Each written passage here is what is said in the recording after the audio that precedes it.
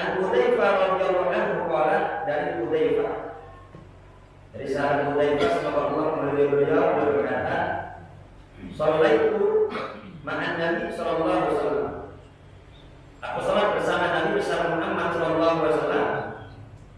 Fama marrat bihi ayatul rahmah illa waqafa indaha yas'a. Itu Nabi besar Muhammad, ketika aku salat bersama Nabi besar Muhammad, setiap baca ayat yang isinya tentang rahmah Allah, tentang kasih sayang Allah, itu Nabi besar Muhammad berhenti doa, minta kepada Allah Subhanahu wa ta'ala. Semoga diberkatkan amal dari Allah. Walajan ayatul adab, dan setiap baca lagi ayatnya tentang ayat adab, ngejelasin tentang neraka, Allah menyiksa orang-orang kafir, menyiksa ahli maksiat, illa ta'awwada minha. Itu Nabi juga berhenti berdoa, berlindung kepada Allah Subhanahu wa ta'ala.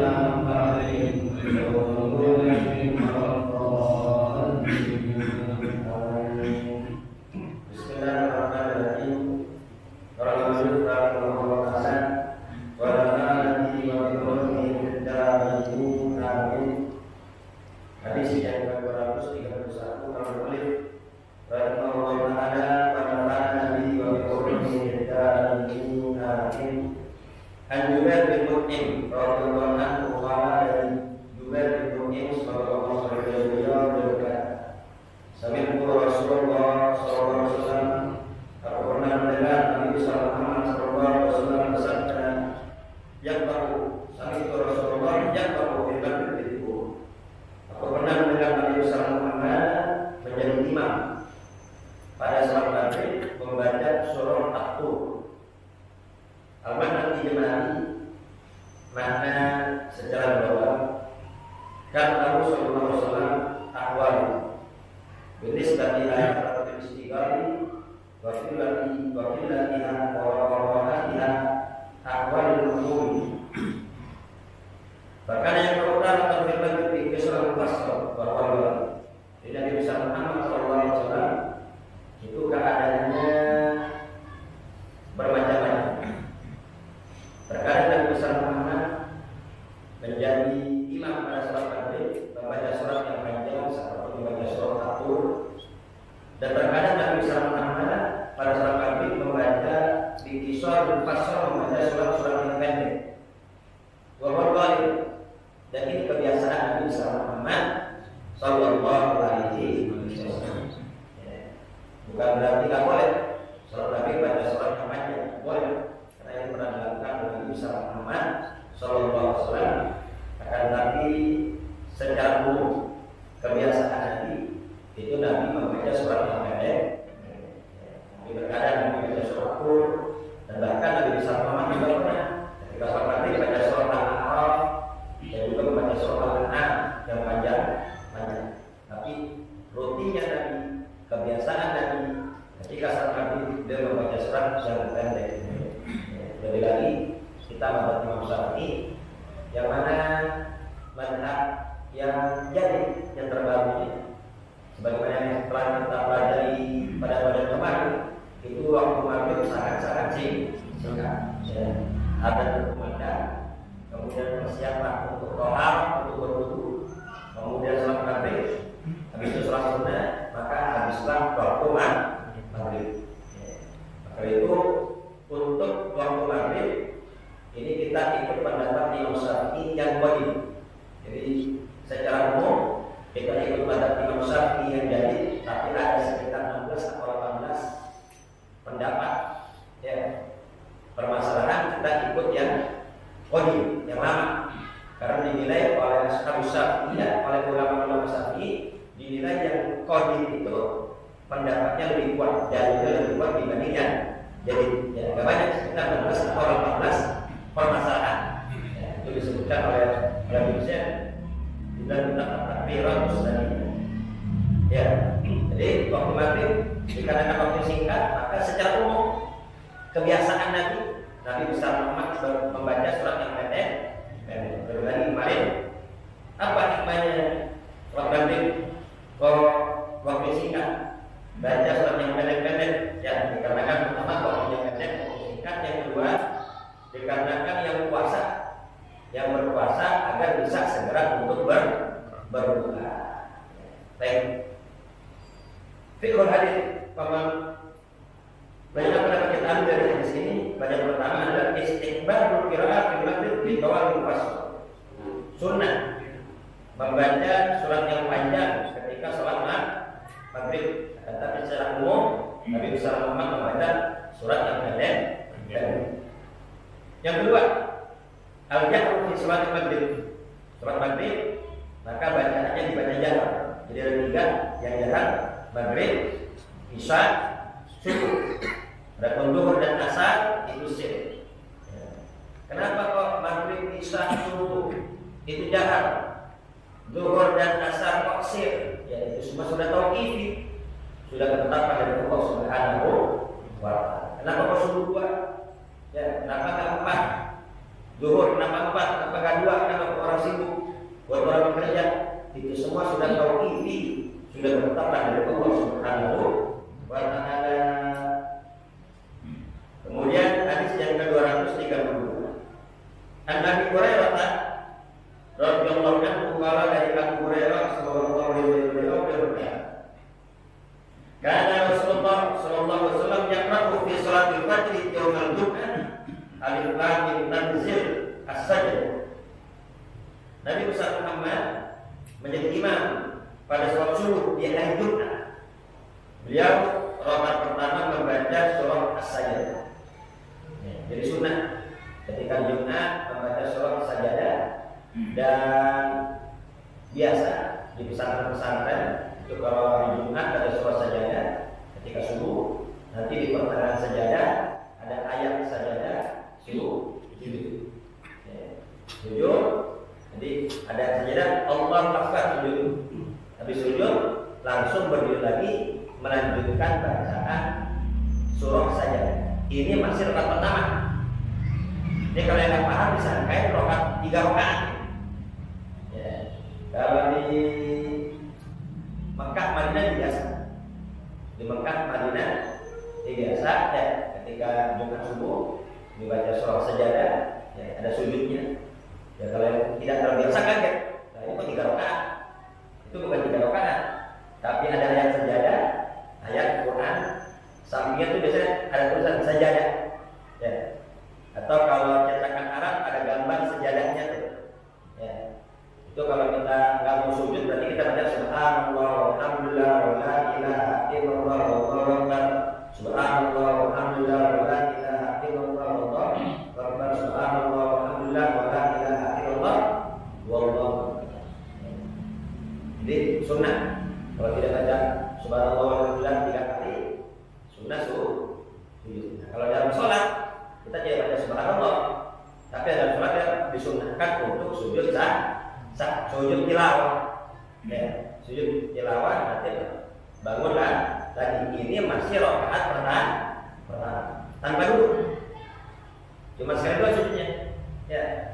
Sujud cuma sekali. Dan kalau yang pernah ikut terawehan sama habaib, ini biasanya kan kalau malam 16 ke atas tuh ya ada terawehan di Condet, Al-Hawi, ada terawehan di Bogor. Nah itu biasa tuh ketika baca surah Iqra ya wasjud 2 kali. Itu biasa sujud tilawah. Nanti bangun lanjutin surat selanjutnya, itu masih rakaat pertama. Baik. Jadi Nabi besar Muhammad menjadi imam sholat subuh pada hari Jumat. Beliau membaca surah Sajdah ayat pertama, surat rakaat pertama, dan rakaat kedua beliau membaca surah Al-Ata Al-Insan. Muttafaqun alaih. Hadis riwayat Bukhari wa Muslim. Al-Madan ijmali man asra bawa surah Quran fi hadzal idhan wal iqra ma la naqfa akhir. Surat-surat dalam Al-Quran di dalamnya banyak sekali nasihat-nasihat dan peringatan-peringatan yang mana ini semua sudah tidak sama lagi bagi para neraka. Sudah masuk, semua tahu kalau Al-Quran itu isinya nasihat-nasihat, peringatan-peringatan. Berkatawa Rasulul Karim di surat Al-Fajr yaumil Jumat ala qiraat suratain As-Sajdah wa Dawah. Dan Nabi Muhammad itu dakwah rutin. Ya, dakwah rutinnya Nabi ketika subuh pada Jumat beliau membaca 2 surat, surah Sajdah dan surah Ad-Dahr. Al-Ta'ala bisa. Kenapa kedua surat ini yang dibaca? Li'annahuma tadammanata maka nama yakunu fi yawmihima fa innahuma istamata ala khalqi Adam wa ala hasil kita wa dhikrul mana. Ya, dikatakan pada 2 surat ini ya, pada 2 surat ini isinya mengisahkan tentang penciptaan manusia. Kemudian dari manusia diciptakan, kemudian wafat, dan kemudian nanti akan dibangkitkan lagi. Ya, kita semua setelah wafat kita akan dibangkitkan lagi untuk diminta pertanggungjawaban. Kemudian juga mengisahkan tentang kiamat. Jadi surah Sajdah, surah Al-Ata Al-Insan ini isi tentang kiamat, tentang penciptaan manusia, tentang hari pembalasan, ya, tentang hari kebangkitan. Ya, maka dari itu ini sangat pas untuk dibaca pada Jumat. Karena ada riwayat nanti kiamat terjadi pada hari Jumat. Ya, ini kiamat terjadi pada Jumat. Dan terjadi kiamat apabila sudah tidak ada lagi orang yang berzikir ingat kepada Allah Subhanahu Subhanahu wa ta'ala. Ma yaqumu sa'at hatta la yuqalu fil ardi Allah. Tidak akan terjadi kiamat selagi masih ada yang menyebut nama Allah. Kalau sudah tidak ada lagi yang menyebut nama Allah, maka akan terjadi kiamat. Ada sebagian saudara kita yang mengkritik, mana ada zikir Allah. Ya. Zikir mana ada Allah, subhanallah, ya Allahu Akbar. Kalau hanya Allah, ya Allah, itu mah ada dalilnya. Nah, ini kurang baca. Karena dari Sahih Muslim, la taqumu sa'at hatta la yuqalu fil ardi Allah. Ya. Ada zikir Allah. Ini lewat Sahih Muslim. Ya. Makanya Tuhan Nabi Abdullah bin Husain bin Tahir, guru daripada Nabi Utsman bin Yahya, yang makamnya di mana? Nabi Utsman ya. Pada Bambu. Ya. Yang makamnya di Bambu di Utsman bin Yahya, beliau muridnya Nabi Abdullah bin Husain bin Tahir. Abdullah bin Husain bin Tahir pengarang kitab Sunnah Tauhid.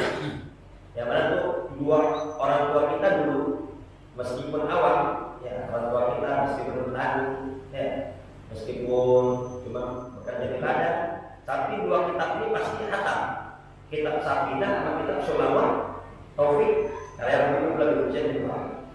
Ini Abdullah bin Husain bin Tahir di antara kitanya setiap harinya baca ya Allah 12.000 kali. Ya Allah 12.000 kali. Sholawat 12.000 kali. Ya, belum tasbih yang lain 12.000 kali. Kemudian tahajud, itu dalam tahajudnya baca 10 juz dari Al-Quran. Kemudian sholat duhanya baca 8 juz dari Al-Quran. Yang lain 15 juz. 18 juz baru wiridan Quran dalam sholatnya. Belum baca Quran di luar sholat. Jadi kalau ada sholat kita yang mempermasalahkan mana ada zikir ya Allah, nah, ini kurang baca. Ya. Kalau ada dari Sahih Muslim, justru tidak akan terjadi kiamat selagi masih ada yang menyebut nama Allah. Ya. Fikul hadis berdasarkan pada perkataan dari hadis ini, al-jahru fi salat subuh, sunnah jahar. Ya, pada salat subuh. Yang kedua, sunnah qira'at di suratain as-sajdah. Sunnah membaca dua surat. Surat Sajadah dan surat Ad-Dahr. Kata insan pada hari Jumat, ada subuh Jumat. Kalau tidak baca surat Sajadah, maka baca surat Al-Jum'ah. Ya, kalau tidak baca surat Al-Jum'ah, maka baca surat Al-A'la sama Al-Ghasyiyah. Berkata Imam Syafi'i wa Ahmad, ya, ini sunnah untuk dibaca, ya, untuk dibaca secara rutin. Ya. Baik, barangkali hadis yang ke-233. An Hudzaifah radhiyallahu anhu qala, dari Hudzaifah, dari sahabat Hudzaifah semoga Allah meridhai beliau berkata, "Shallaitu ma'an Nabi sallallahu alaihi wasallam." Aku salat bersama Nabi bersama Muhammad sallallahu alaihi wasallam. Fama marrat bihi ayatul rahmah illa waqafa indaha yas'a. Itu Nabi bersama Muhammad, ketika aku salat bersama Nabi bersama Muhammad, setiap baca ayat yang isinya tentang rahmah Allah, tentang kasih sayang Allah, itu Nabi bersama Muhammad berhenti doa, minta kepada Allah Subhanahu wa ta'ala. Semoga diberkati rahmat dari Allah. Walajan ayatul adab, dan setiap baca lagi ayatnya tentang ayat adab, ngejelasin tentang neraka, Allah menyiksa orang-orang kafir, menyiksa ahli maksiat, illa ta'awwada minha. Itu Nabi juga berhenti berdoa, berlindung kepada Allah Subhanahu wa ta'ala. Al-makna di jimali makna secara luas, al-anbiya wa rusulu maksuruna an-nizali. Para nabi dan para rasul ini maksud terjaga dari dosa. Wa man dzalika fahum yakhafuna, akan tetapi meskipun mereka maksud terjaga dari dosa, tapi rasa takutnya kepada Allah sangat luar biasa. Dosa nggak punya, tapi takutnya luar. Kalau kita maksum apa tidak? Kita nggak maksum kita dosa banyak, rasa takut juga agak tapi mereka, ya, Nabi besar Muhammad, para Rasul sudah maksum terjaga dari dosa, tapi rasa takutnya kepada Allah sangat-sangat luar. Itu dari Allah Ibrahim alaihissalam. Itu kalau lagi ingat, lagi mikir kepada Allah, itu sampai nangis, sampai suara hatinya, ya, bunyi dalam badannya kedengeran dari luar. Dan dia tanya, ya Nabi Allah Ibrahim, bukankah engkau Khalilullah, kekasih Allah? Kenapa kau sampai menangis takut sedemikian rupa? Kan kau kekasih Allah. Apa jawaban Nabi Allah Ibrahim?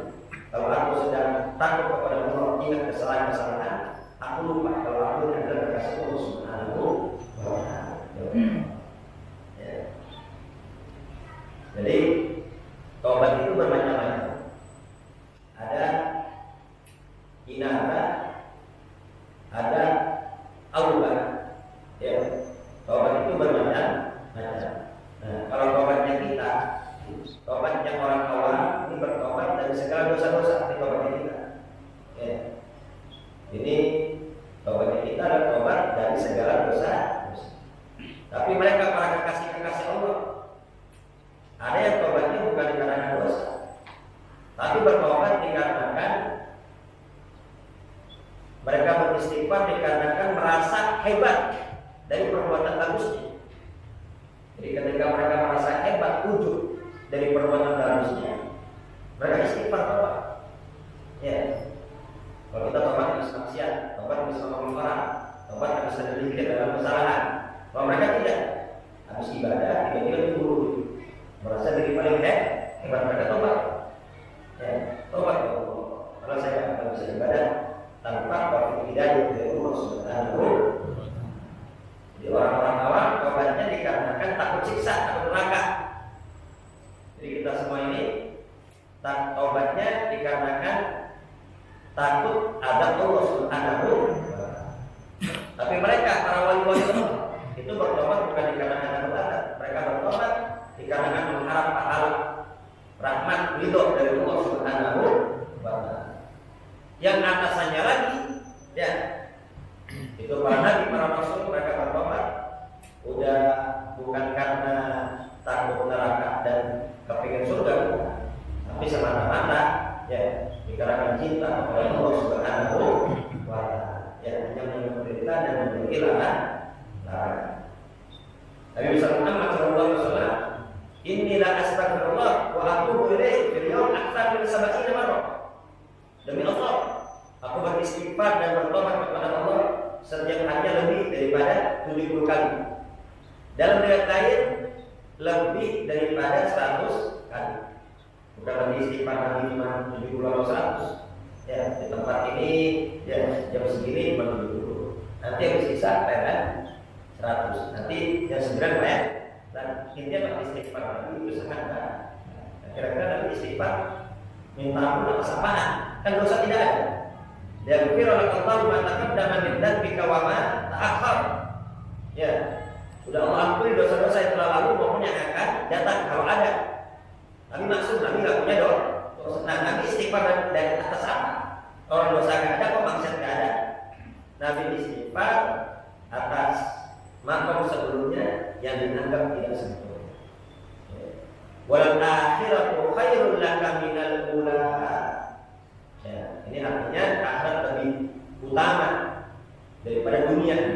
Dan ada juga ulama tafsir yang menafsirkan wal akhiratu, waktunya Nabi yang terakhir itu lebih afdal dibanding yang pertama. Jadi Nabi bersama yang jam itu makamnya naik. Yang jam makamnya Nabi naik. Sekarang yang 7. Nanti jam 8 makam Nabi naik lagi. Makam Nabi naik lagi. Karena apa? Imannya Nabi bersama yazid wala yanqus. Naik terus, nggak turun-turun. Kalau malaikat imannya nggak nambah, nggak turun. Ya, standar gitu ya malaikat. Karena nggak punya hawa nafsu malaikat. Ya, nggak naik, nggak turun, udah segitu aja malaikat. Ya, makanya manusia kalau hebat bisa melebihi malaikat. Karena malaikat standar segitu saja. Ya. Sedangkan manusia, ya manusia biasa seperti kita, imannya yazid wa yanqus. Lagi taat imannya naik, lagi maksiat imannya turun. Nah, Nabi besar Makmur imannya naik turun, makomnya naik terus. Jadi beliau istighfar atas makom sebelumnya yang dianggap tidak sempurna. Untuk memudahkan pemahaman, contoh begini. Ya, untuk memudahkan pemahaman, seperti kita sholat hanya pakai kaos, sah atau tidak? Sah. Ya, pakai kaos. Ada gambar di belakang. Ya, ada tulisan sah. Ya. Kemudian ketika belajar lagi, maka afdolnya memakai pakaian yang takwa, maka istighfar. Istighfar atas apa? Bukan atas dosa, tapi istighfar atas sholatnya yang dianggap tidak sempurna. Orang tidak sholat sunnah, dosa apa tidak? Enggak. Tapi ketika dia belajar ya Allah, berarti selama ini saya nggak pernah sholat sunnah, rugi saya. Saya nggak pernah mau belajar, saya nggak pernah bahagia, saya nggak pernah buka, saya nggak pernah tahajud. Padahal fadilahnya luar biasa. Istighfar ya Allah, astagfirullah. Kenapa dia dulu nggak pernah sholat sunnah? Ya bakal sholat sunnah. Mungkin makom saya udah jauh. Istighfar bukan lantaran dosa, tapi istighfar lantaran luput dari kebaikan. Nah, ya. Jadi istighfar dari perbuatan amal yang sebelumnya yang dianggap tidak sempurna. Ya. Nah, demikian istighfar Nabi bukan dikarenakan dosa, tapi istighfar dikarenakan makom sebelumnya yang dianggap tidak sempurna. Nah, itu para Nabi dan para Rasul maksum, terjaga dari dosa. Akan tapi rasa takutnya luar biasa. Yarjunahu wa yakhafuna iqabah. Mereka sangat mengharapkan ridha Allah dan sangat takut akan siksa Allah. Yatadabbaruna al-kutubas samawiyah inda qiraatiha. Mereka para nabi dan para rasul selalu mentadabburi bacaan Quran yang mereka baca. Wa yas'aluna Allah al-jannah inda mururi dzikriha. Ketika baca Quran mengenai ayat-ayat surga, ya. Wabasyir ladina amanu wa amilus sholihat anna lahum jannah, ya. Kabarkan kepada orang-orang beriman dan beramal soleh. Jadi iman doang enggak cukup tanpa amal soleh. Wabasyir ladina amanu wa amilus sholihat. Berikan kabar gembira kepada yang beriman dan beramal soleh. Kalau iman saja tanpa amal soleh enggak bisa ngangkat. Ya, kabar gembira bagi orang beriman dan beramal soleh apa? Anna lahum jannah. Ya, bagi mereka adalah surga, umur yang sangat indah. Ketika baca Quran isi tentang surga, itu para nabi minta kepada Allah, ya, minta agar dimasukkan ke dalam surga. Wa yatajuna billahi dari ayat wa ini, dan mereka berlindung kepada Allah ketika membaca ayat-ayat tentang ancaman-ancaman. Allah mengancam orang-orang yang maksiat, Allah mengancam orang-orang yang menentang Allah mengancam orang-orang kafir, Allah mengancam para musuh-musuhnya. Ketika baca ayat itu mereka semua takut, ya, takut minta kepada Allah Subhanahu wa taala. Yuqihim sabrana wa intiqaman aziz jabbar. Mereka minta kepada Allah agar dijauhkan dari azab api neraka dan kemurkaan Allah Subhanahu wa taala. Ya. Wa man dzikra fil hadits bin Muhammad sallallahu alaihi wasallam wa bukai wa su'alihi dan kana fi sholatil. Dan ini hadis tentang doanya Nabi baca Quran, ya, lagi baca Quran berhenti sambil doa, nangis, ya, tentang adab Allah Nabi berhenti doa, berhenti nangis, baca lagi tentang surga, berdoa, nangis. Ini, ya, kata saya Abu bin Abbas al-Maliki, ini kemungkinan pada sholat malam. Ya, soalnya Nabi yang seperti ini pada sholat malam. Ya, bukan ketika memimpin jamaah secara umum. Tapi sahabat Hudzaifah ketika itu, ya, ketika malam-malam, ya, beliau mendampingi Nabi Sallallahu Alaihi Wasallam. Ya, jadi demikian sholatnya Nabi Sallallahu Alaihi Wasallam. Dan memang Al-Quran diturunkan untuk ditadabburi. Allah berfirman dalam Al-Quran, kitabun anzalnahu ilaika mubarakun liyadabbaru ayati. Ya, kitab yang kami turunkan kepada engkau, kitab yang penuh berkah. Untuk apa diturunkan? Untuk ditadabburi, untuk direnungi, untuk diangan-angan, ya, untuk dipikirkan. Ya, jadi kamu belajar mengenai ayat-ayatnya. Bahkan itu Allah Subhanahu wa taala mengancam afala yatadabbaruna al-Qur'an am ala qulubin aqfalha. Itu manusia-manusia. Mengapa tidak mentadabburi Quran? Ya, memang hatinya udah pernah kunci. Memang hati udah pernah tertutup apa? Kok baca Qurannya lewat-lewat saja, enggak ada tadabbur, tidak ada perenungan, ya, tidak ada penghayatan.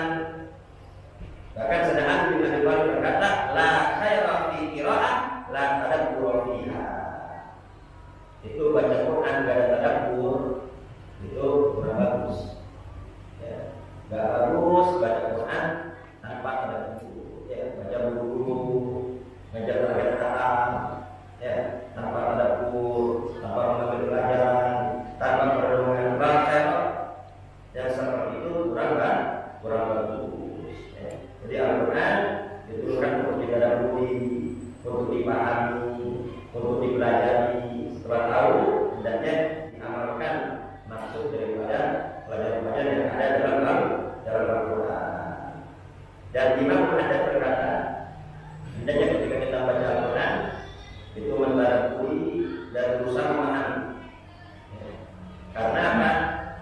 Baca Quran sedikit dengan tadabbur dan kita pahami, kita pelajari isinya lebih baik dibanding baca Quran tanpa tadabbur dan tanpa penghayatan. Ya. Bahkan salah Rasul berkata, aku baca surah Idza zulzilatil ardu zilzalaha sama Al-Qaryah, ya, baca 2 surat itu. Aku tadabburi, aku pahami, aku pelajari, aku hayati, itu lebih aku sukai dibanding khatam Quran tapi lewat itu aja. Ya, tanpa tadabbur, tanpa ada memahami, tanpa ada rasa penasaran ini apa sih artinya? Ya, ini artinya apa sih, tentang apa sih? Ya, cuma hanya baca saja tanpa tadabbur itu kurang afdal ya, seperti itu. Ya. Bahkan di sini ketika ditanya, Qura'a Abu Bakar al-Baqarah faqat wa qara'a al-Akhar al-Baqarah wa Imran wa btada aman wa khatama ma'an ayyuhuma afdal. Ini ada 2 orang. Ada 2 orang mulai baca Qur'annya bareng. Yang satu baca Al-Baqarah saja. Yang satu dapatnya 2 surat. Ya, baca Al-Baqarah dan juga Al-Imran. Mulainya sama, kelarnya sama. Jadi waktu baca sama. Ya, sama, mulainya sama, akhirnya juga sama. Tapi yang satu hanya dapat Al-Baqarah, yang satu dapat Al-Baqarah sama Al-Imran. Mana yang lebih afdal? Alladzi qara'a Al-Baqarah faqat afdal. Yang baca hanya dapat Al-Baqarah itu lebih afdal. Karena akhirnya tidak tentu. Ya, sambil tadabbur, sambil memahami, sambil menghayati, ya, sambil merenung. Berkata Imam Hasan Basri, "Inna man kana qablakum ra'au hadzal Qur'an wasa'il ilaihi min rabbih." Orang-orang dulu, kata Imam Hasan Basri, ini kalau sudah melihat Al-Quran, mereka menyadari ini adalah misal dari Tuhan, dari Allah Subhanahu wa ta'ala. Bahkan yatadabbaruna bil-lail wa yanfuduna bin-nahar. Mereka semua membacanya di malam hari dan mempraktekannya di siang. Jadi ketahuan, kata Imam Hasan Basri itu ketahuan. Kalau orang habis baca Quran malamnya, ketahuan siangnya. Ucapannya beda, tingkah lakunya beda, perbuatannya juga beda. Ya. Kenapa? Hasil baca Al-Quran, ya. Semakin dia pengetahuannya semakin tinggi, maka tadabburnya itu semakin banyak. Bahkan sahabat Umar bin Khattab radhiyallahu anhu itu kalau dia tahajud di malam harinya, sholat tahajud di malam harinya, baca Al-Quran, lagi baca Al-Quran, itu saking mentadabburinya sampai nangis dan pingsan. Bayangin. Terus saya mau, kalau saya mau panggil siapa? Gas, ya gas keras. Tapi kalau udah baca Quran, tuh sampai nangis dan saking takutnya dari bacaannya sampai jatuh pingsan. Sampai sakit tuh. Hatta yu'an, sampai dijenguk. Kenapa sedang Umar? Kok nggak nolong? Ya, orang sakit. Ditanya sakit apa? Lepas sakit mikirin mentadabburi baca Quran yang malu. Sakit takutnya kepada Allah Subhanahu wa ta'ala. Bahkan itu Sa'id bin Jubair itu semalaman hanya baca satu ayat. Wa mtazul yawma ayyuhal mujrimun. Ya, tentang penghuni neraka yang akan dikirim ke dalam neraka. Itu diulang-ulang sampai subuh. Ya, satu ayat diulang-ulang. Jadi tidak ada masalah. Ya, kita ada baca Al-Quran, ini ayat kayaknya di hati resep banget ini. Kita ulang-ulang. Kayak kita baca Yasin, Assalamualaikum warahmatullahi wabarakatuh, dan diulang-ulang. Ya, ada saudara-saudara kita sekalian yang protes masa ayat diulang-ulang. Ini kurang baik. Dalam prakteknya para sahabat, ya, akan Nabi Sallallahu Alaihi Wasallam itu kalau ada ayat yang menyentuh hati mereka, itu ayat diulang. Nggak masalah. Saya pengen sholat, tapi saya nggak punya hafalan Quran. Ya udah, hafalnya apa? Cuman hafal Al-Ikhlas, ya udah Al-Ikhlas saya diulang-ulang. Al-Ikhlas diulang-ulang, direnungi, ditadabburi. Ya, lihat terjemahannya, ditadabburi. Ya, ditadabburi itu diulang-ulang. Baca 50 kali, baca 100 kali. Kalau nanya sama dulu mana? Pak, kok lama banget baca sholatnya? Soalnya lama banget baca apaan? Ya, Bapak kan sambil ngulang-ngulang hafalan. Sambil ngulang-ngulang hafalan Al-Ikhlas itu nggak ada masalah. Ya. Jadi intinya demikian sholatnya Nabi Muhammad dan para sahabat tadi. Mereka sholat sambil mentadabburi. Ya, sambil menangis, takut kepada Allah. Kalau kita gimana? Quran yang kita baca sama Quran yang mereka baca, kira-kira Qurannya sama atau beda? Sama. Bacaannya Sama. Ayatnya Sama. Tapi kenapa Quran yang mereka baca bisa membuat mereka menangis, sangat menyentuh hati mereka, kalau kita tidak? Ya, berarti ada yang salah dari diri. Ya, masih banyak penyakit. Terus kita baca agar apa? Sakit penyakit, dosa-dosa semua hilang di hati kita. Semoga sebelum kita wafat Allah berikan kita nikmat untuk ibadah, nikmat baca Quran. Ya. Waktu udah habis. Berapa menit? 5 menit lagi. Baik, lanjutkan. Hadis ke-233.